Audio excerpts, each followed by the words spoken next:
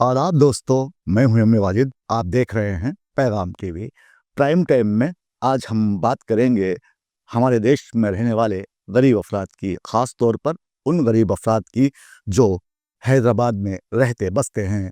दोस्तों, क्या आपने कभी सोचा है कि हम किस तरह अपने वोट का या हक़ राय दही का इस्तेमाल करते हैं? अगर नहीं सोचा है तो मैं आपको बता देना ज़रूरी समझता हूँ कि हम कभी भी किसी भी वक्त जब इंतखाबात होते हैं तो हमारे जहन में ये बात नहीं होती कि हम अपना वोट अपनी तरक्की के लिए, अपनी फलाह व बहबूद के लिए दे रहे हैं।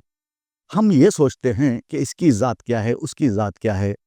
मैं आपसे कहना चाहूँगा कि ज़ात को मद्देनज़र रखते हुए वोट कभी ना दीजिए। ज़ात को सामने रखकर जो भी वोट मांगता है उसे धक्के देकर मजमे से भगा दिया जाए, तब हमारी किस्मत चमक सकती है। मैं बताना ये चाहता हूँ कि गरीब अफराद का हैदराबाद में कोई पुरसाने हाल नहीं है। अगर आप मेरी बात से मुत्तफ़िक नहीं हैं तो मैं आपको ले चलता हूँ उस्मानिया दवाखाने, जहाँ पर मरीज़ दवाखाने की राहदारियों में ऐसे पड़े हैं जैसे मुर्दा पड़े हों। और साथ ही इस दवाखाने में ख़तरनाक चूहे किस तरह दौड़ रहे हैं, इसका नज़ारा भी हम करेंगे। और फिर तफसीली रिपोर्ट हमारे नुमाइंदे से हम लेते हैं कि उन्होंने किस तरह इस दवाखाने का जायज़ा लिया और यहाँ पर क्या क्या हो रहा है। इसकी तफसीलात के लिए देखिए हमारे नुमाइंदे मोहम्मद फ़ारूक की ये ख़ास रिपोर्ट। आपके स्क्रीन पर मौजूद ये इमारत उस्मानिया दवाखाने की है, जहां रोज़ाना हज़ारों अफराद दूर दूर से इलाज करवाने के लिए आते हैं। अब सेहतियाब होकर जाते भी हैं या नहीं, इसका हमें इल्म नहीं है। मेरी तरह आप लोगों ने भी इस दवाखाने को करीब से देखा होगा, और जिन लोगों का इस सरकारी दवाखाने से वास्ता पड़ा है उनके मुशाहिदे में ये आया होगा कि अगर आप किसी की अयादत या मरीज़ को किसी किस्म की तिब्बी सहूलत की फराहमी के लिए यहाँ आए हैं, और अगर आपके कपड़े बगैर इस्त्री किए हुए हों और आप रात भर के जागे हों, तो आपको सिक्योरिटी गार्ड अंदर जाने नहीं देगा। ऐसा भी होता है कि अगर आप बेशकीमत लिबास पहने हैं और चेहरे मोहरे से हशाश बशाश दिखाई दे रहे हैं, और आपके चेहरे से संजीदगी या फिर किसी हद तक रुआ बयां है और गुफ्तगू में अंग्रेज़ी अल्फाज की आमेज़िश है, तो दवाखाने के गेट पर मौजूद चौकीदार ये पूछे बगैर कि आप अस्पताल में क्यों दाखिल हो रहे हैं और कहाँ जाना है, आपके लिए गेट खोल देता है। उसके बाद दवाखाने के मुख्तलिफ शोबों में न सिर्फ आपकी आमद-ओ-रफ्त आसान होगी, बल्कि तिब्बी अमले और डॉक्टर्स का रवैया भी आपके साथ उनके ओहदों की मुनासिबत से मुअद्दिबाना, नर्म या कम अज़ कम काबिल बर्दाश्त होगा।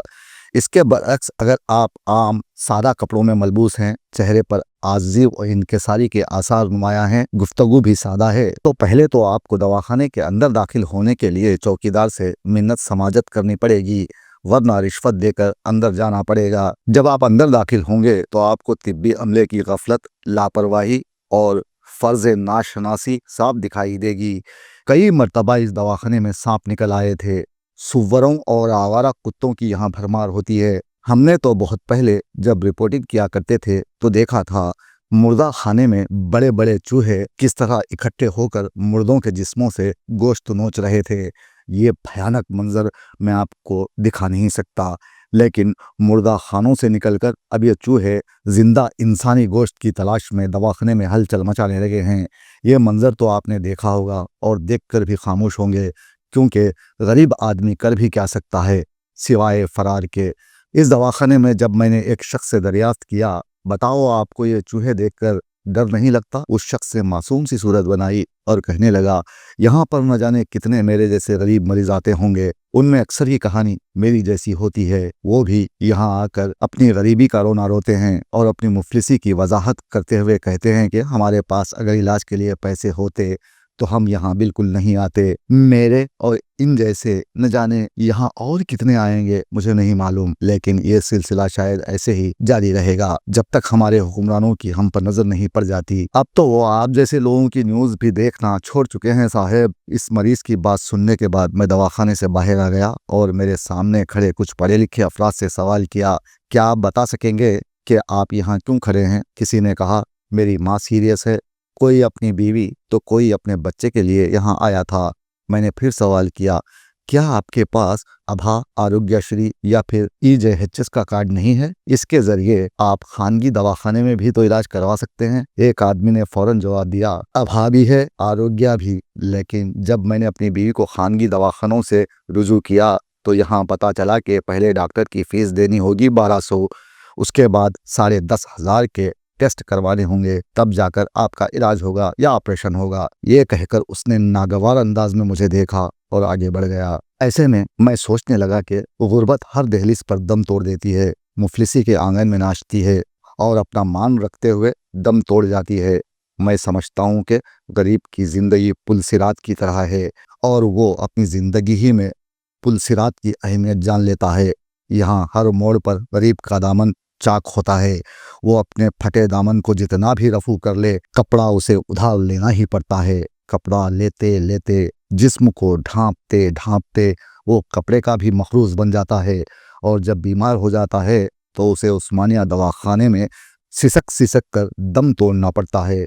यहाँ हुकूमत ने बुलंदबांग दावे किए हैं और गरीबों की सेहत को बहाल रखने का वादा किया है, लेकिन ज़मीनी हकीकत तो कुछ और ही दास्तान बयान कर रही है, जिसे देखते हुए कहना पड़ता है कि हुकूमत के खौल फेल में तजाद है।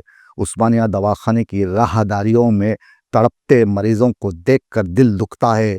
उनकी बेबसी, मजबूरी और लाचारी देखी नहीं जाती। यहाँ कहना बस यही है कि हुकूमत होश में आए, इंसान को इंसानियत के नाते इंसान समझें। ये कोई कीड़े मकोड़े नहीं जो बीमार पड़ने के बाद बड़े बड़े ख़तरनाक चूहों के बीच रहें। मौजूदा कांग्रेस हुकूमत से अवाम को बड़ी तवक्कात थी, लेकिन हुकूमत गरीब अफराद के लिए बेहतर इलाज फराहम करने में नाकाम हो गई है। उस्मानिया दवाखाने के एक बिस्तर पर 3-3 अफराद को सुलाकर ग्लूकोज दिया जा रहा है, जो इंसानियत के मगायर है। अगर ऐसा ही रहा तो बाद वाला मंजर बहुत ज़्यादा भयानक होगा। आगे के 4 साल तो ऐसे ही गुजर जाएंगे, लेकिन उसके बाद अवामी सतह पर हुकूमत से नफरत का जो तूफान उठेगा, उसमें हुकूमत का बह जाना यकीनी है।